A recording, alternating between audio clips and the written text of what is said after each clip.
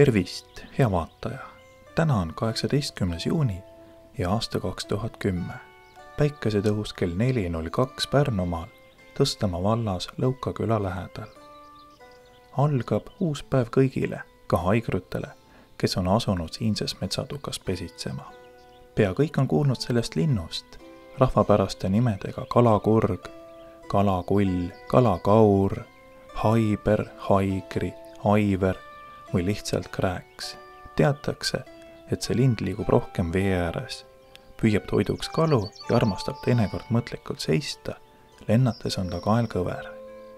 Kus see lind oma pesa ehitab ja pojad kasvatab, kuidas ta poegi toidab, kui kiiresti haigrutibud kasvavad, millega noored haigrud vanemaid oodates tegelevad, kas inimene kahjustab kuidagi haigrut elu ja tegemisi ja vastupidi, kas haigur teeb inimesele kuidagi kahju. Need on küsimused, millele jäädakse vastus sageli võlga. Jälgides haigrute tegemisi, avaneb järk-järgult huvitav maailm. Mõned killud sellest on jäänud videofilmile ja nii mõnelegi küsimusele on võimalik leida vastused.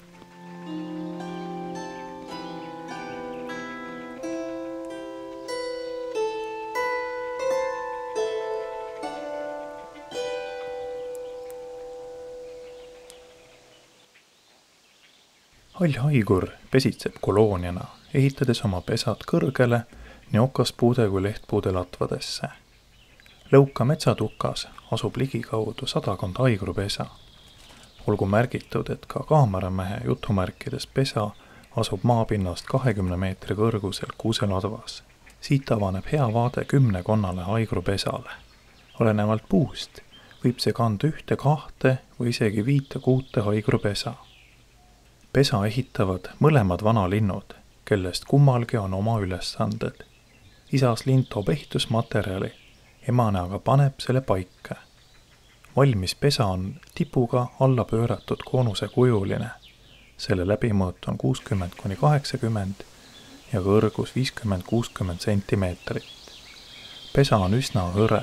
Altpoolt vaadates on võimalik saada aimu pesas olijate tegemistest.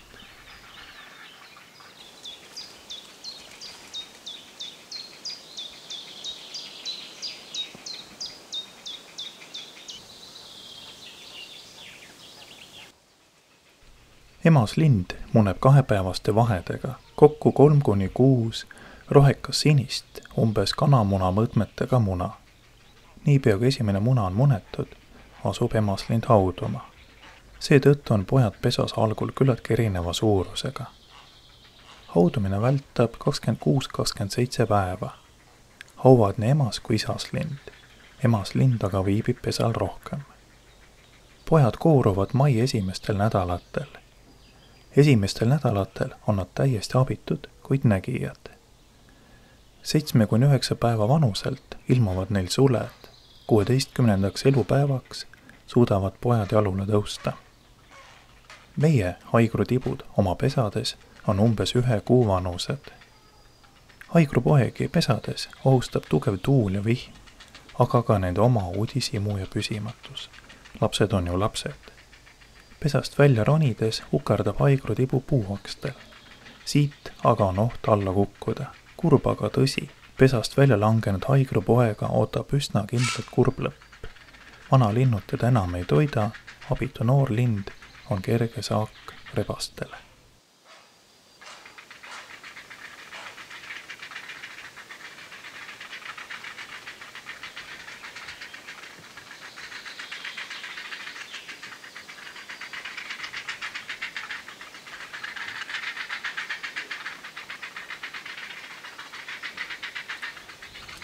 Hall haigur on, nagu nimigi ütleb, halli värvi lind. Peale selle on tal mitmel pool ka musti sulgi. Silma kohal moodustub lai must triip ning kaenla ja kõhualune ala on valge. Huvitav on veel pikk mustadest sulgedest tutt kuklas. See reedab ka haigru meeleolu. Rahul oleval linnul ripub see vabalt, riiakuse või sõjakuse ajal tõuseb see püsti, hirmu ja paanika korral aga tõmbub vastu kaela. Nokk on hall haigrul pikk nagu toone kurgedel, aga mitte punane, vaid rohekas kollane ja üsna terav. Lendava linnu tunneb hästi ära vastu selga kõverasse tõmmatud kaela järgi. Hallhaigru pojad erinevad vanalindudest märgatavalt. Noorlindude pealagi on must, kael ja kere üldiselt hallikas. Suled rinnal on laigulised, nokk tumedam ja jalad hallikas pruunid. Pesas vaheldub unisem periood rõõmsameelse maailma avastamise ja õdede-vendadega nokasõda pidades. Samal ajal jälgitakse ka ümbruses toimuvat tähelepanelikult.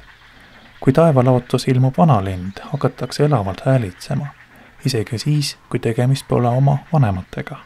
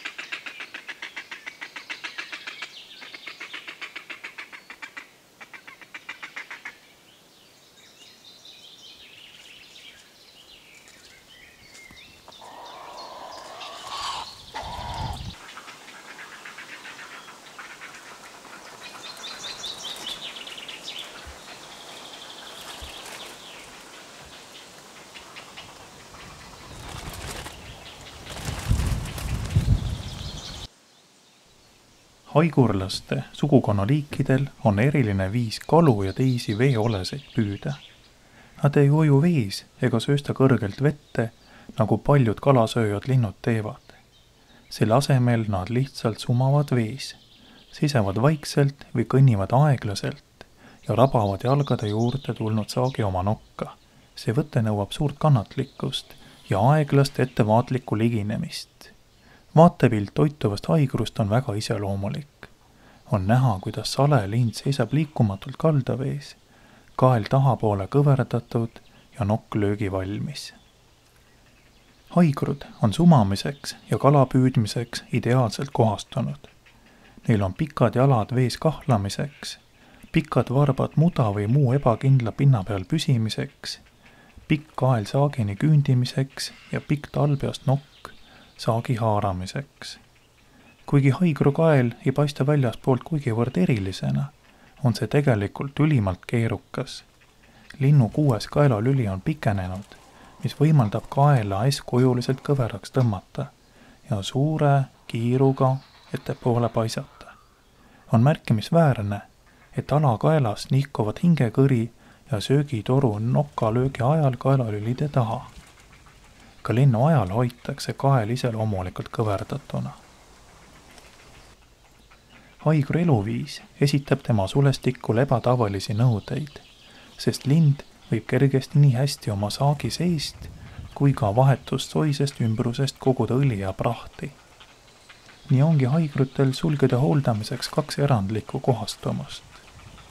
Linnu erilised seljasuled toodavad sulepuudrit. Tema jalal on aga üks küünis, vaoline.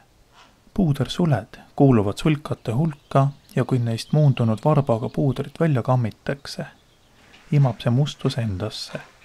Sulestiku hooldamisele kulutatakse palju aega, seda teevad nii noorlinnud kui vanalinnud.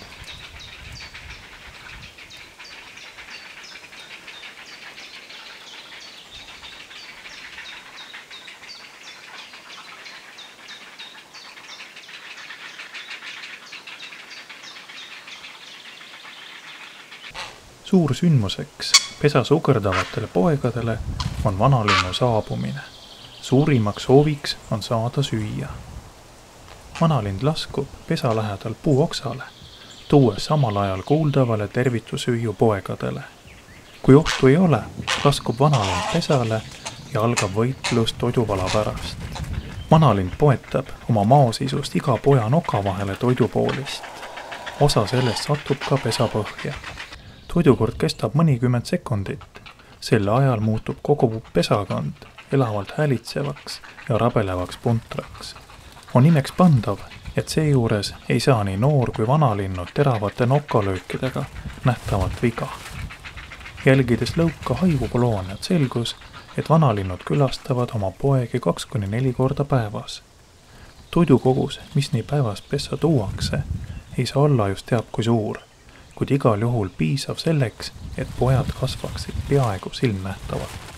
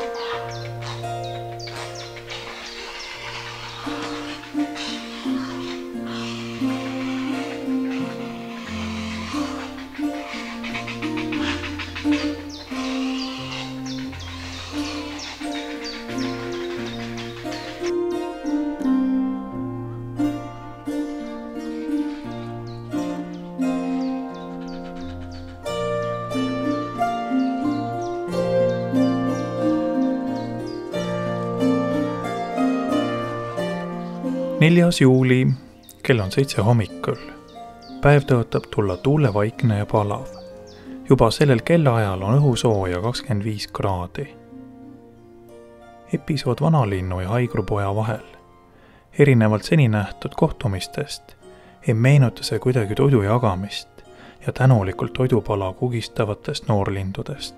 Tundub, et tegemist ei ole millegi muu kui sulaselge kasvatustööga.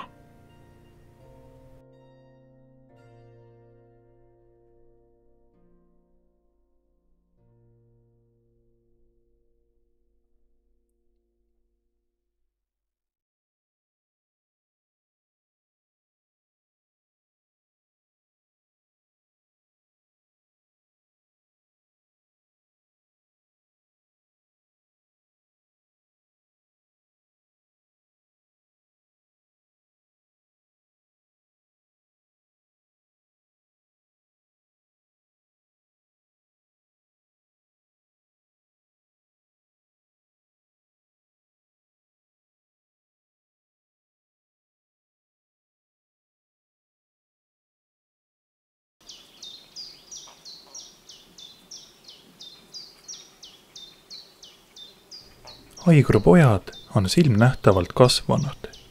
Nende meelistegevuseks on oma sulgide puhastamine, nagistamine õdede ja vendadega ja järjest tugevamaks muutuvate tiibade proovimine. Suuremad haigrud ei jää eemat vaadates tiibade siru ulatuselt alla oma vanematele. Reedab nende hallim värvus ja esialgu piirdutakse vaid tiibade lehvitamisega. Julgemad lendavad ka lähemal olevate puude okstele, seejuures aga riskitakse saatuslikuks haava alla hukkumisega.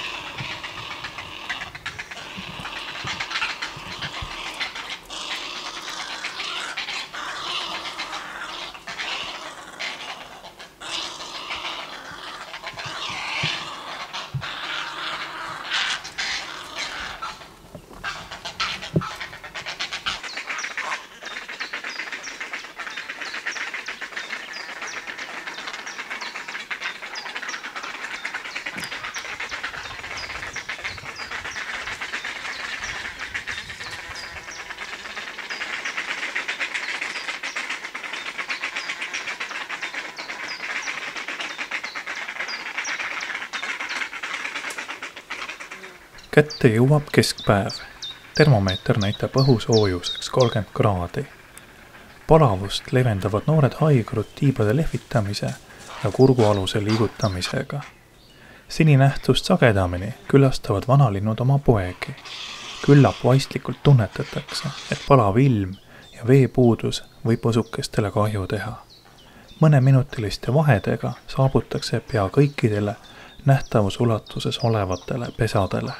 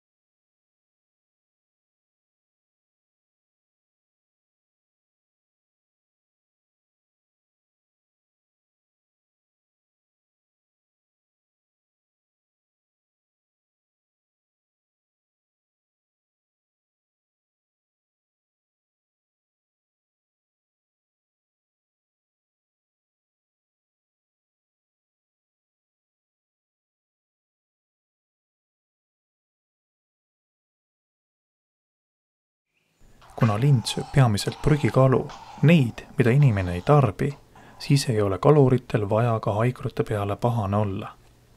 Täiskasvanud lind võib päeva jooksul kinni pista umbes pool kilo kalu.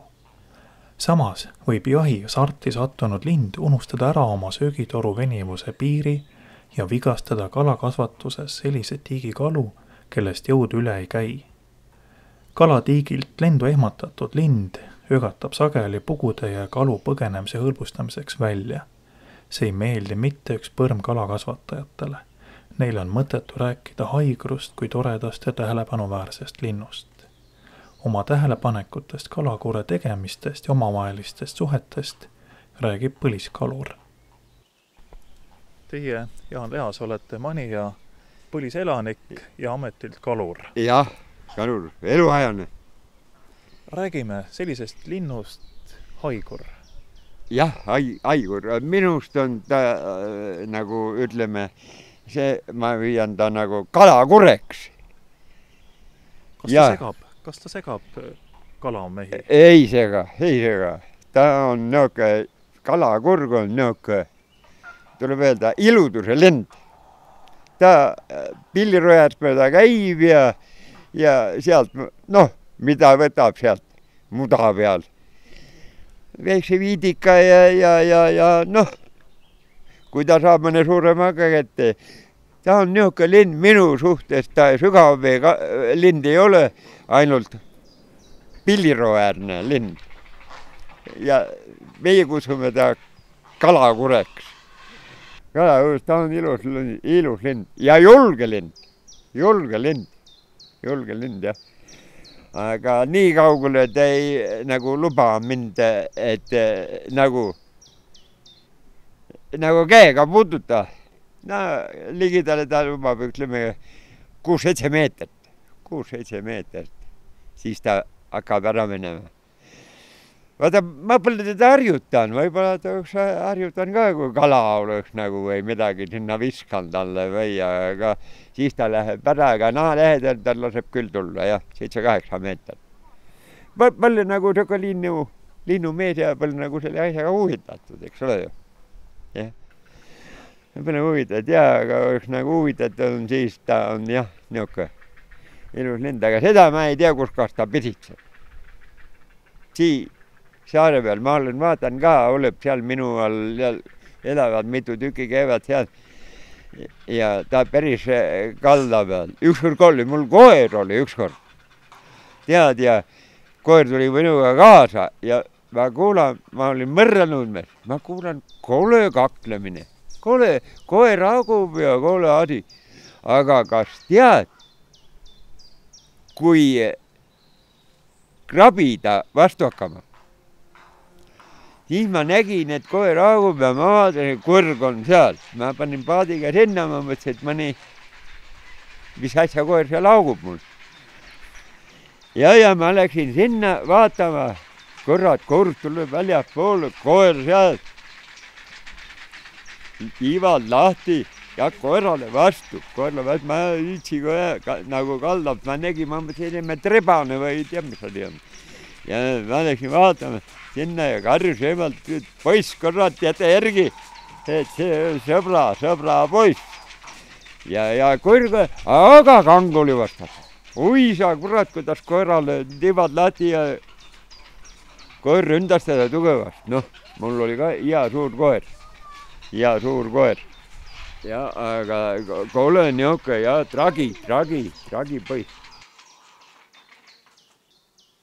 Ajame juttu härra Paul Karlepiga Kärneri talu õuel. Härra Karlep, palun rääkige oma naabritest, haigurkolooniast, kes on teie talust umbes paarisaja meetri kaugusel üle põllu metsatukas. Kaua nemad on siin elanud? Nemad on siin elanud umbes 10-15 aastat juba. Algul tuli paar lindu, ei saanud nagu arugi, et mis siin toimub, aga siis hakkasid pesitsema ja järjest läks eluviis suuremaks ja laiemaks ja nüüd on ikka juba nii päris asukateks muutunud. Igal kevadel varakult tulevad, hakkavad pesitsema ja munevad oma munad ja lauduvad poegi ja toidavad neid ja ja nii see elu neil siin käib. Mis te arvate, mis on selle põhjuseks, et nemad tunnevad ennast siin nii hästi? No linnu iseloomu ei tunne ma ja ei oska sellest midagi öelda, aga eks see pesapaik on neile siis kuidagi hakanud meeldima, ta on põldude keskel selline väike metsatukake. Ilmselt neil on siis ümberringi nähtavus või mis neile nii meeldib. Ja, neil on siin ju sellest ka mugav, et meri on ju linnulennult kilomeeter võib olla järv 1,5. Mõlemad poolt saavad toituda ja ma ei tea, meeldib. Kui suureks hindate siis sellel aastal Haigru koloonia arvukust, et mitu pesa arvate olema siin oma metsatukas? Ükskord üks jahimees tegi igal juhul siin ühe paugu ja siis oli see tuka kohal päris must. Kui suur see mets on? Ta on selline kolmnurk kitsas asi, see hektarit ongi. No hektari ümber, aga ta on pikk kitsas juba, kolmnurgas juba. Ja põhiliselt on seal siis lepapuud, kuused, saart natukene, kaske. No segamets jah, aga paistab, et ta on rohkem lehtpuu otsas vist. Ja kuuse otsa nagu ei tahagi minna.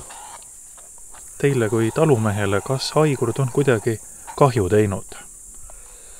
Nad otsest kahju võib-olla ei ole teinud, nii palju kui sulgi ja rämpsu seal päris põllu ääre peal on ja metsa seal, niimoodi, aga lehtpuu mets, lepamets, nii et ma eriti seda kahjuks ei nimeta. Kas Haigrud on ka midagi head teinud? No seda ma ei saa küll öelda, et midagi kasulikuga on teinud, ainult niimoodi õhtuti kisavad ja prääksuvad ja mingit ilust laulu neil ju pole. Kas oskate rääkida mõnest erilisest seigast seoses Haigrutega? Väga ei oska, aga mõnel aastal on siin põllu peal olnud neid maas. Nii 5-6 tükki ja möödunud aastal oli üks surnud poeg õuele tulnud. Ma uurisin tükk aega, et kes, kus, mis, aga ilmselt ta selle linnupoeg oli. Aga midagi niisugust erilist nagu ei tea. Ainult hirmsasti prääksuvad igal kevadel nii poole suveni. Rääkisite ennist loo sellest, kuidas Haigur siin teie talu lähedal õhtul tegi häält, nagu oleks traktorid käivitatud. Kuidas see lugu täpselt oli? No üks õhtul hästi hilja, kusagil 10:30 paiku hakkasin nagu tuppa õhtul tulema ja jäin kuulama, et siin tuka taga keegi käivitab traktorit, käivitusmootor töötab juba pikka aega, nii täiesti traktori käivitusmootori all. Aga siis torkas pähe, et ei põrgu, et see ei ole traktor, et see lind teeb sellist omapärast ilust häält. See oli üks hääl ja nii pikka aega, et täpselt nagu keegi käivitab traktorit. Kas oskate ütelda, mis võiks ohustada Haigru kolooniat teie naabruses? Ma ei oska selle kohta midagi öelda, ta on ju kõrgel puu otsas lind. Igasugused maa peal metsloomad ja need ei taha teda ohustada ja siin ju mingisugust sellist erilist tegevust ei toimu, et neil nüüd ohtlik oleks, aga ei tea jah, ega neil on igal isiksusel on ju omapära ja tont teab, mis neile ei meeldi või mis neile nii hästi meeldib, et nad siin järjepidevalt käivad ja on. Huvitav on märkida ka seda, et Eestis üleüldse on Haigru kolooniate arvukus viimastel aastatel, eriti 10 aastal, oluliselt tõusnud. Kui nõukogude aja lõpus oli Haigur isegi kaitse all punases raamatuse kantud, siis tema arvukus on sedavõrd kosunud, et ta on sealt raamatust välja arvatud. Ma arvan, et ka linnuteadlased ise ei oska päris üheselt anda vastust, miks on Haigrute arvukus niivõrd tõusnud. Aga igal juhul aitäh teile selle vestluse eest ja loodan, et selline vaikne kooselu, et mõlemal pool on kas just kasulik, aga vähemalt huvitav jälgida teise poole tegemist, siis saaks jätkuda aastaid ja hulk aastakümneid isegi. Hakkab kätte jõudma päikeseloojang. Erinevalt mõne nädala tagusest ajast ei saabu sellega Haigru kolooniale vaikus. Pigem vastupidi. Julgemad ja tugevamad noored haigrud teevad päris pikki lende puult puule. Väiksemad aga on üsna sõjakad omavahelistes suhetes. Küllap on pesa jäänud lihtsalt väikseks ja pikisilmi oodatakse aega, kui saadaks ise oma tiivul kantuna lahkuda pesalt. Lõppema hakkab üks etapp noorte haigrute elus. Täielik lennuvõime hakkab kujunema mõne nädala pärast, juuli teises pooles. Sellega käib kaasas palju ohte. Tõsiasi on see, et ligikaudu 1/3 noorlinde hukkub. Haigrud lahkuvad oma pesitsuspaigalt septembri keskel, asudes ühele pikemale lennule rändlindude seas, talvitudes Ekvatoriaal-Aafrikas. Osa saades haigrupäevadest, noor- ja vanalindude tegemistest on saadud vastused nii mõnelegile küsimusele. Kui jätkub inimesepoolne mõistlik majandamine, ei raiuta maa haigrukolooниate pesapuid, siis võib hall haigur olla meie loodusmaastike tähelepanuväärne asukas ka tulevikus.